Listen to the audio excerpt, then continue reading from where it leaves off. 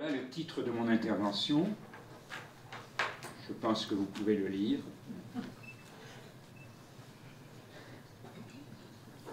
Voilà.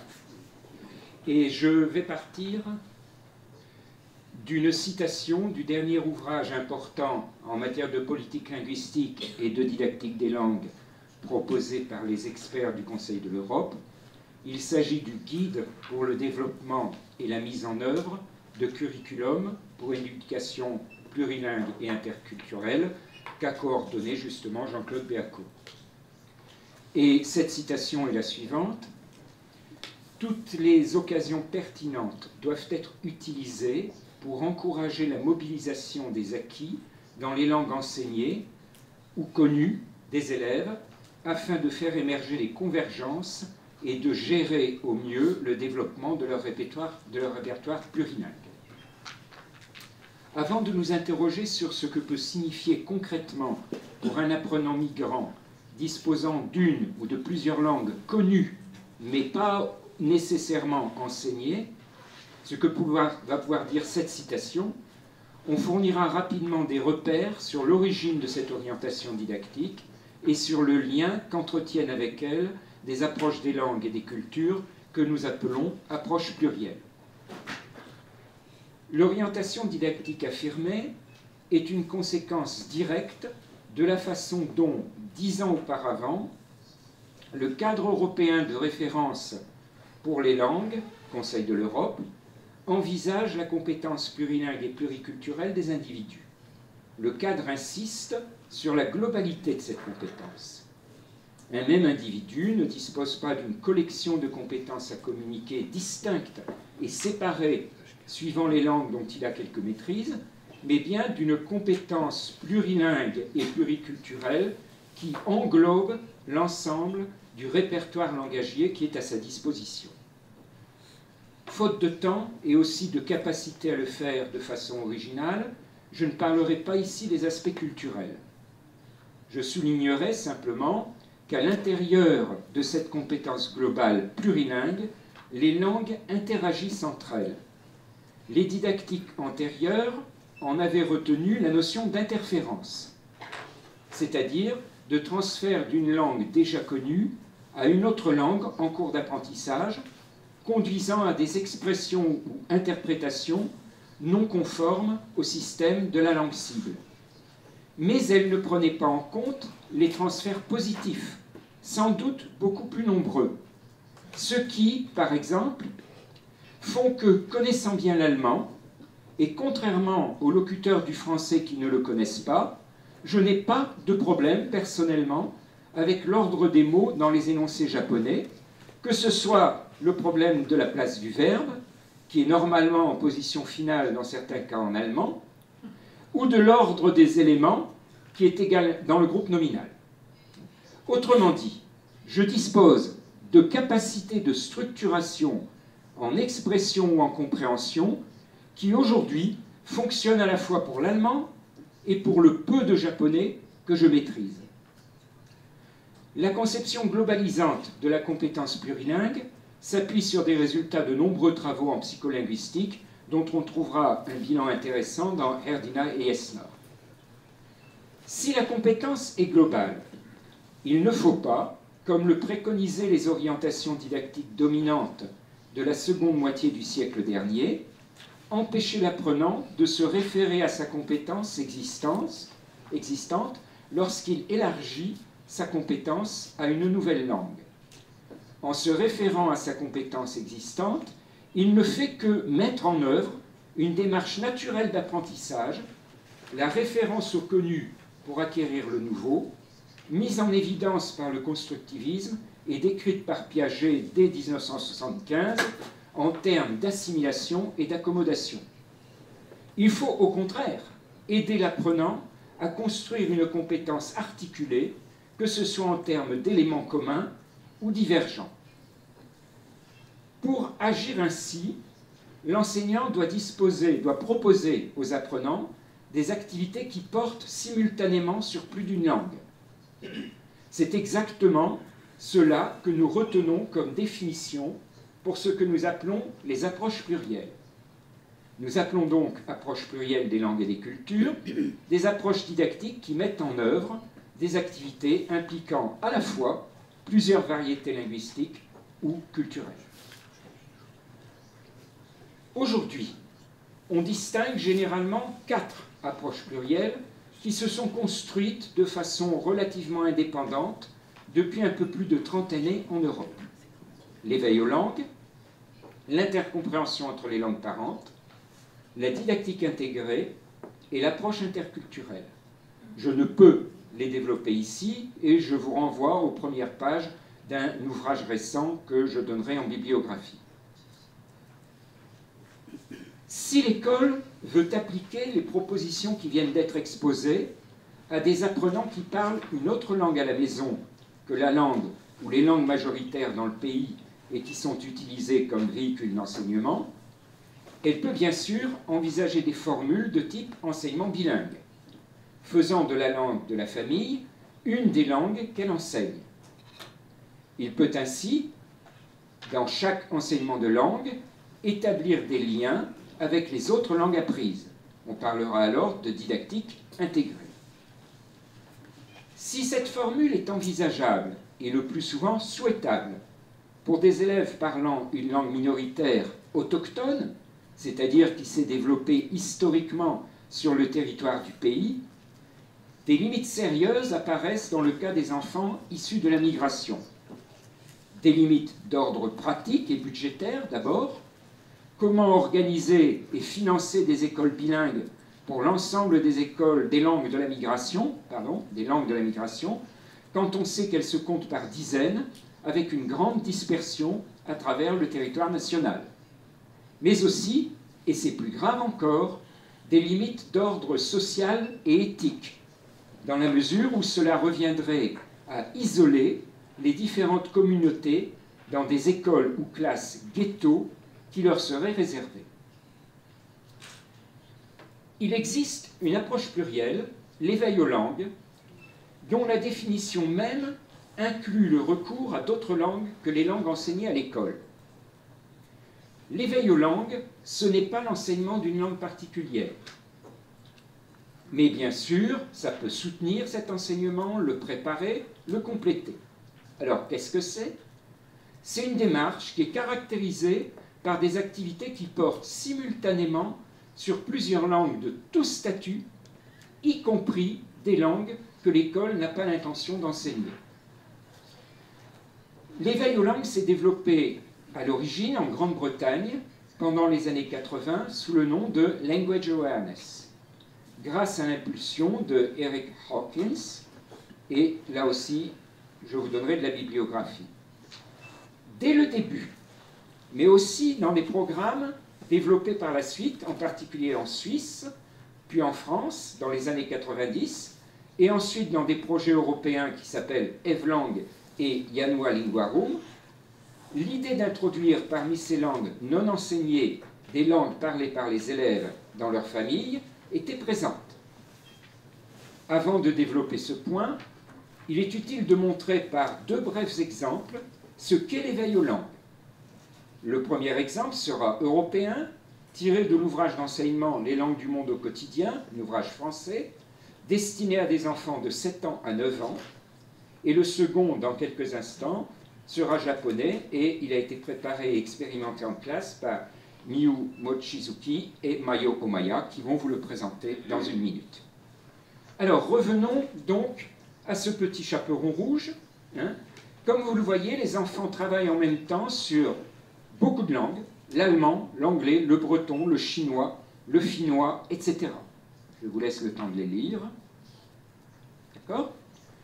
On commence par travailler avec les couvertures de l'album pour introduire le thème, pour demander aux élèves de formuler des hypothèses sur les langues en question.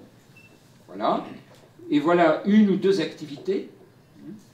Une activité qui porte sur le chinois pour des élèves français, où on leur demande de trouver eux-mêmes le mot rouge dans le titre et le mot petit.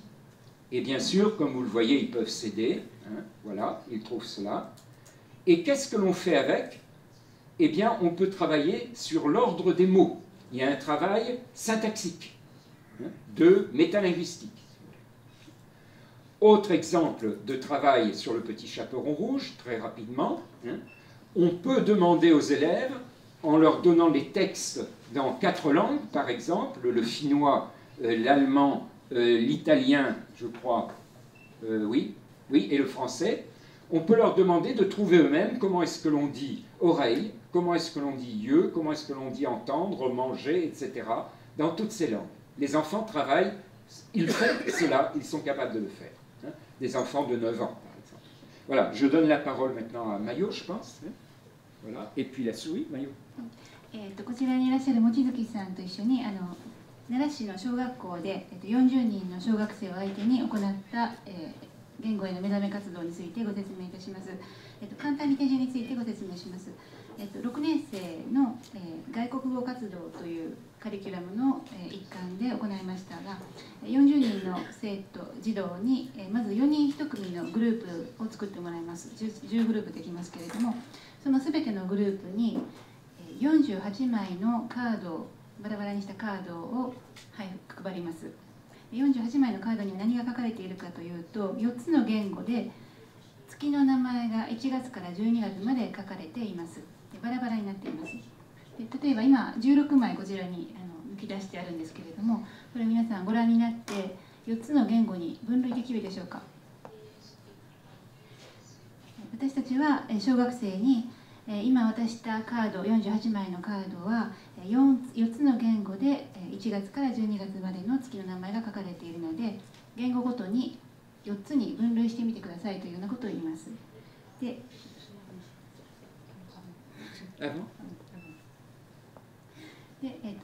小学生は、こちらに書かれている、カードを類似性を頼りに4つに分類します。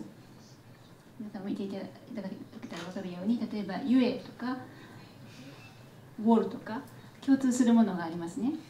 それを分類します。そして4つに分類できたら今度はまだ1月から12月までの順序はバラバラですね。どういうふうに並べていいかわからないので、今度は音声で教師が、例えばベトナム語はさっきやったんですけども、ベトナム語を望月さんが話せるので、ベトナム語で1月から12月まで順に言います。あるいは教師が、知らない言語に関してはビデオの映像を使って12月まで順番に音声で言います。それを音声を頼りに子どもたちはカードを順番に並べます。1月から12月まで並べます。それとどんな表ができるかというと、こんな表ができます。はい。で、この段階で10秒間だけ子どもたちにこの表を見ていいよというようなことを言います。そして10秒間見たらこの表全部カードだったので、もともとカードだったので、それを全部バラバラに直して片付けてもらいます。はい、そして次に何をするかというと、前の黒板に大きくこういう穴埋めのある表を貼ります。そしてさっきの表10秒間で覚えていいって言ったけど、大体覚えてないので覚えてないんですが、いろいろ並べながら考えたルールとか、この表全体を見ながら縦の言語内でのルール、あるいは隣の言語との比較を通して気がついたルールなどを頼りに穴埋め問題に子どもたちがチャレンジします。で、全部大体できるんですね。というような形で授業を展開しました。はい、以上です。Bien, merci. C'était très bref, bien sûr, mais je pense que ça vous a montré le genre de travail qui peut être fait. Alors, revenons aux enfants de migrants. Dans ce type d'activité, les langues de la famille peuvent être présentes de deux façons. Elles peuvent avoir été prévues par les auteurs du matériel ou être introduites en complément par l'enseignant lui-même en fonction de son contexte. Et à ce moment-là, le matériau linguistique est fourni par les élèves eux-mêmes et par les parents. Notons tout de suite que cela donne du sens et un sens positif à la venue des parents d'élèves migrants à l'école. Avec de telles activités, même si c'est de façon ponctuelle, on peut appliquer à un public d'apprenants migrants le principe de la mise en relation des nouveaux apprentissages linguistiques, et tout particulièrement de l'apprentissage de la langue du pays d'accueil, avec les compétences linguistiques déjà acquises. Mais le recours à l'éveil aux langues dans des classes où se trouvent des élèves d'origine migrante, et plus généralement des élèves parlant dans la famille des langues socialement dévalorisées, présente d'autres avantages, peut-être plus importants encore. Pour les résumer, je dirais tout d'abord que l'éveil aux langues exprime une reconnaissance et une valorisation par l'école des compétences linguistiques de tous les élèves et banalise, dédramatise les situations de diglossie que ces élèves vivent parfois difficilement dans la honte de leur langue et donc, plus globalement, dans la honte de leur origine. C'est ainsi que toute la classe, y compris les élèves dont la langue est une variété de la langue majoritaire, reconnaît les compétences particulières de l'élève migrant. Les enseignants prennent conscience de l'existence de capacités plurilingues parmi leurs élèves dont ils ignoraient souvent l'existence, car l'école n'invite généralement pas les élèves à exprimer leurs différences, auxquelles habituellement elles ne s'intéressent pas, sauf pour les considérer comme un handicap, alors que l'éveil aux langues et les approches plurielles en général cherchent à les faire apparaître comme des atouts. Pour l'élève, si la différence n'est pas valorisée, montrer sa différence, c'est s'exposer, se mettre en danger. Grâce aux activités d'éveil aux langues, il peut montrer ce qu'il sait et que d'autres ne savent pas et être fier de ce savoir. Cela développe sa curiosité à propos de sa propre langue et peut contribuer à ce que l'apprentissage de la langue du pays d'accueil, ressenti comme nécessaire, ne soit pas ressenti comme un reniement de soi, comme un abandon. On pense ici inévitablement à cette citation de Amin Maalouf: « Si celui dont j'étudie la langue ne respecte pas la mienne, parler sa langue cesse d'être un geste d'ouverture, il devient un geste d'allégeance et de soumission. » On trouvera le détail de ces avantages dans d'autres ouvrages que je donne dans mes bibliographies, mais aussi par exemple dans un ouvrage de Claire, 2008, dont le titre correspond bien aux orientations, et dans une brochure récente du Conseil de l'Europe, de Castellotti et Moore, 2010, dont le titre correspond bien aux orientations que je propose ici: valoriser, mobiliser, développer les répertoires plurilingues et pluriculturels pour une meilleure intégration scolaire. Des matériaux didactiques spécifiques à la prise en compte des langues de migrants au sein d'activités d'éveil aux langues ont été développés pendant les dernières années. C'est le cas par exemple pour ce DVD produit par Nathalie Auger, qui présente des activités de classe dans lesquelles l'enseignant propose des activités de comparaison entre langue de migrants et français dans le but de favoriser l'accès à la langue de l'école. Tous les ouvrages et sites présentant des activités d'éveil aux langues peuvent être utilisés au profit des apprenants migrants. Une mention particulière, cependant, pour ce site canadien, Elodil, qui vise entre autres buts celui de faciliter l'entrée dans l'écrit. Les activités d'éveil aux langues sont souvent utilisées avec des enfants de l'école primaire ou maternelle. Récemment, l'équipe plurilinguisme du pôle Innovation en éducation de mon université, de l'Université du Maine, a entrepris de mettre en place des activités au niveau du collège avec une équipe enseignante d'un établissement du Mans dont beaucoup d'élèves sont d'origine migrante. Nous proposons également, depuis 2 ans, des activités d'éveil aux langues en dehors de l'école, en particulier dans des structures extrascolaires telles que les maisons de quartier, les centres de loisirs, où les enfants se retrouvent parfois avec leurs parents pour des activités très diverses. Nous participons aussi, au sein de ces institutions, aux semaines contre les discriminations, en compagnie d'autres associations à but éducatif et social. Pour conclure, je voudrais évoquer 2 nouvelles directions de recherche et d'intervention pour l'éveil aux langues dans le domaine de l'accueil des migrants, récemment engagées au sein de cette équipe INEDUM du Mans et que je juge particulièrement prometteuses. Il s'agit d'une part du recours à des démarches de type éveil aux langues pour un public d'adultes migrants, apprenant la langue du pays d'accueil, dont Aude Bretenier, c'est ma collègue, se propose d'interroger la pertinence dans une recherche qui porte sur un atelier de langue mené avec des adultes allophones en cours d'apprentissage du français. Dans cet atelier, la pluralité linguistique est sollicitée comme une ressource dans une perspective d'appropriation de la langue cible, qui est la langue d'insertion sociale, le français. Il s'agit d'autre part d'une thèse en cours qui rejoint par divers aspects un croisement disciplinaire récemment établi entre la didactique ou sociodidactique, en l'occurrence l'éveil aux langues, et des approches relevant de la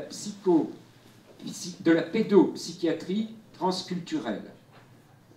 Un numéro très récent de la revue L'Autre, dirigé par Billiez et Moreau, joue à ce propos un rôle inaugural. Il illustre la convergence des éclairages cliniques et sociodidactiques à propos de l'importance de faire vivre là où les langues de première socialisation ou langue maternelle, tant en milieu familial qu'en milieu scolaire, ces langues, celles-ci, étant le socle du développement langagier et identitaire de l'enfant. Dans la thèse dont j'ai parlé, Françoise Leclerc, c'est la collègue, entreprend d'étudier les conditions et effets de l'implication des démarches d'éveil aux langues dans des interventions à visée thérapeutique et préventive à propos de troubles touchant les jeunes enfants migrants et dont l'origine pourrait être liée à une rupture dans la transmission de la langue et de l'histoire familiale. Je vous remercie de votre attention.